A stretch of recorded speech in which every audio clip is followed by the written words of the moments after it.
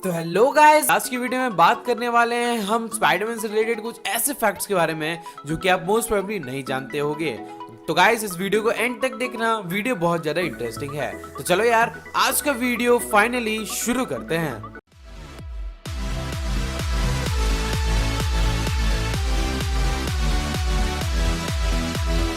तो पहला फैक्ट ये है कि स्पाइडरमैन जब सबसे पहले हमें कॉमिक्स में इंट्रोड्यूस कराया गया था तो उस टाइम का सबसे पहला विलन जिससे स्पाइडरमैन ने फाइट की थी वो था कमेलियन।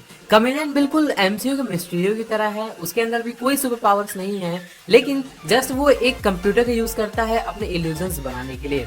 और उसका नाम इसलिए भी जाना जाता है कि वो स्पाइडरमैन का सबसे पहला विलन था कॉमिक्स के अंदर में। और दोस्तों, आने वाले टाइम में शायद एमसीयू में भी उसे इंट्रोड्यूस कराया जाने वाला है, देखते हैं शायद सिनिस्टर 6 में हमें उसे दिखा दिया जाएगा।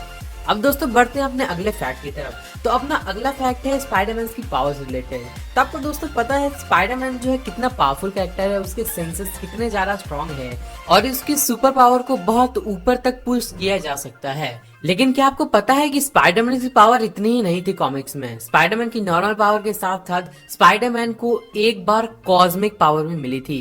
कॉस्मिक पावर का मतलब ये है कि वो बहुत ज्यादा पावरफुल हो चुका था, एक ओमनीपोटेंट बन चुका था। तो आप समझ सकते हो कि उसकी पावर किस लेवल तक बढ़ गई होगी, और वो बना था यूनिफोर्स की वजह से। अब दोस्तों अगला फैक्ट बहुत ज्यादा इंटरेस्टिंग है। आप स्पाइडरमैन की पावर्स को जानते ही हो, वो कॉस्मिक लेवल तक भी जा चुकी है, लेकिन आपको उसकी नॉर्मल पावर पता है ना कि स्पाइडरमैन के पास सिक्स सेंस है, वो आने वाले खतरे को किसी भी तरह पहचान सकता है। लेकिन आपको क्या ये बात पता है कि स्पाइडरमैन को एक्चुअल में पता नहीं होता है कि खतरा कहाँ से आने वाला है। उसे एहसास तो हो जाता है खतरे का, पर उसे ये नहीं पता चल पाता है कि खतरा कहाँ से आने वाला है और क्या होने वाला है। बस उसे एक एहसास होता है, जिसकी वजह से ये थोड़ी सी लैक हो जाती है पावर्स कहीं कहीं उसकी।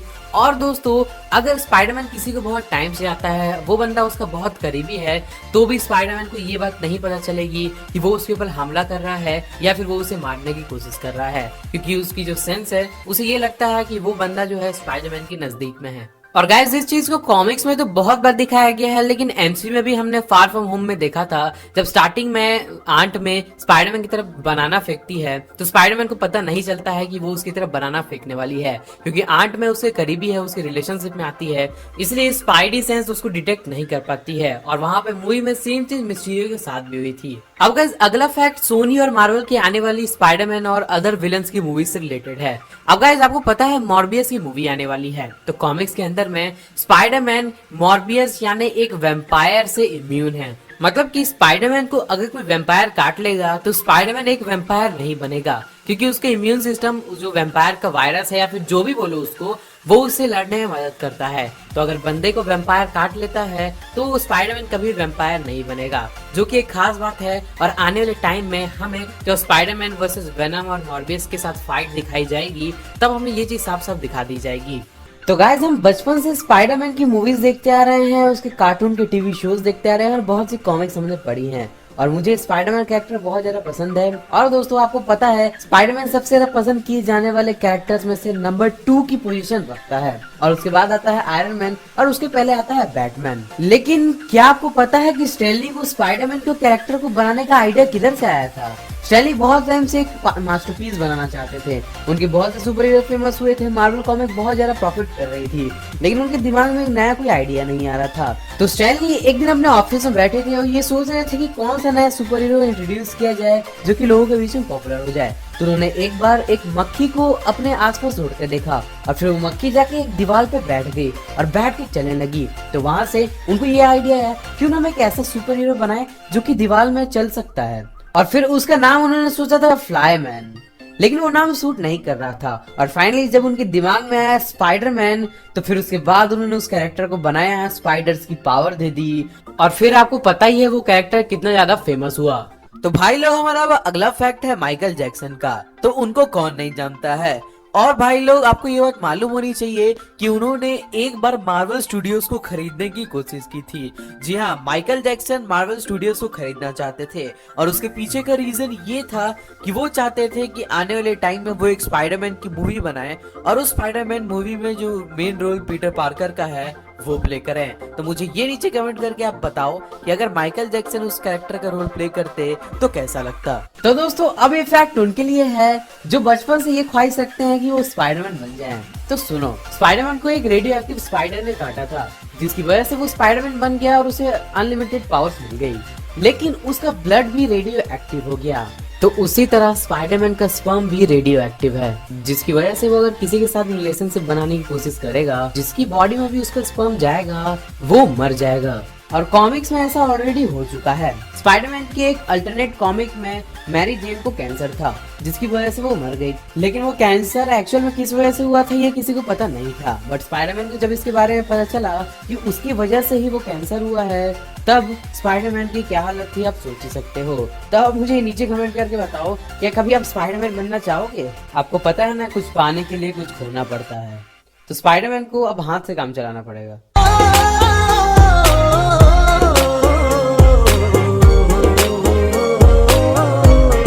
अगला फैक्ट है पीटर के पेरेंट्स से रिलेटेड। तो आपने अगर अमेजिंग स्पाइडरमैन की मूवीज देख रखी होगी तो आपको पता था रिचर्ड एंड मैरी पार्कर दोनों ही एक साइंटिस्ट थे, लेकिन एक्चुअल में कॉमिक में वो साइंटिस्ट नहीं थे, वो शील्ड एजेंट्स थे। रिचर्ड एंड मैरी पार्कर दोनों ही शील्ड के अंदर में काम करते थे और उन्होंने दुनिया बचाने में बहुत ज्यादा मदद की थी शील्ड की, और शील्ड के अंदर में उन्होंने ऐसी ऐसी चीजें बनाई थी जिसकी वजह से वो आने वाले खतरों से दुनिया को बचा सकते थे। लेकिन एक बार जब वो एक क्रिमिनल ऑर्गेनाइजेशन का पीछा कर रहे थे और उसको खत्म करने ही वाले थे, उस टाइम पे एक असासिन ने उन्हें एक प्लेन में ब्रूटली किल कर दिया, यानी मार दिया, और फिर उसके बाद उस प्लेन को क्रैश कर दिया ताकि वो एक प्लेन क्रैश सके, पर एक्चुअल में वो एक प्लेन क्रैश नहीं था, जो कि अमेजिंग स्पाइडरमैन में हम सुन चुके हैं। तो गाइज आपको पता है ना कि अपना जो ब्रूस बैनर है यानी कि हल्क, वो सारे अर्थ के डिजीजेस से इम्यून है, मतलब उसको कोई बीमारी हो ही नहीं सकती जो कि अर्थ में है।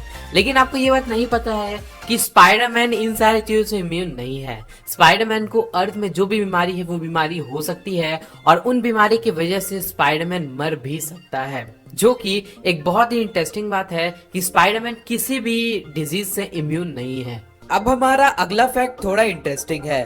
आप क्या जानते हो, 90s के टाइम में मार्वल जो है वो बैंकरप्ट हो गया था, जिसकी वजह से उसने बहुत सारे अपने कैरेक्टर्स के राइट बेच दिए थे। तो बैंकरप्ट होने के पीछे स्पाइडरमैन का भी कहीं ना कहीं हाथ था। जी हाँ, आपने सही सुना, स्पाइडरमैन की वजह से ही मार्वल 90s के टाइम पे कहीं ना कहीं बैंकरप्ट हुआ था, क्योंकि उस टाइम पे स्पाइडरमैन बहुत ज्यादा पॉपुलर था और उसके इतना कोई भी सुपर हीरो मार्वल के अंदर पॉपुलर नहीं था।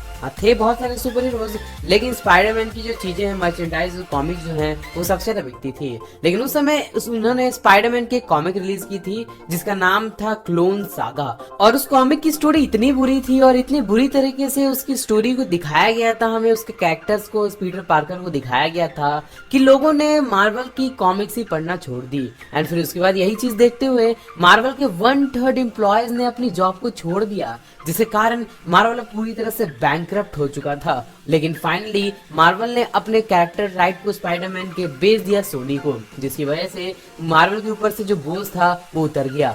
और फिर उसके बाद आप जानते हो कि स्पाइडरमैन से रिलेटेड कितनी बढ़िया मूवीज आई थी सैम राइमी की 2002 के आसपास में, वो सोनी की बदौलत ही हो पाया था। तो अभी जो लोग सोनी को गाली देते हैं वो समझ लो कि सोनी की वजह से ही मार्वल बच पाया था। अगर सोनी ना होता तो शायद मार्वल स्टूडियो हमेशा के लिए डूब गया होता। अब गाइस जो हमारा अगला फैक्ट है, यानी कि अपना फाइनल फैक्ट जो है, वो भी हल्क से रिलेटेड ही है। आपको पता है ना कि हल्क कितना ज्यादा पावरफुल है भाई, उसको हराना बहुत से लोगों के लिए तो लगभग नामुमकिन सा होता है। लेकिन आपको ये बात पता है कि स्पाइडरमैन का जो वेब है वो इतना स्ट्रॉन्ग है कि वो हल्क को पूरे 2 मिनट तक उसके अंदर रोक के रख सकता है। अगर स्पाइडरमैन चाहे तो वो हल्क को पूरे 2 मिनट तक रोक लेगा एक ही जगह पे। तो आप सोच लो कि हल्क इतना पावरफुल होने के बावजूद भी स्पाइडरमैन के वेब से बाहर नहीं निकल पाएगा, क्योंकि स्पाइडरमैन का वेब जो है वो इतना स्ट्रॉन्ग है।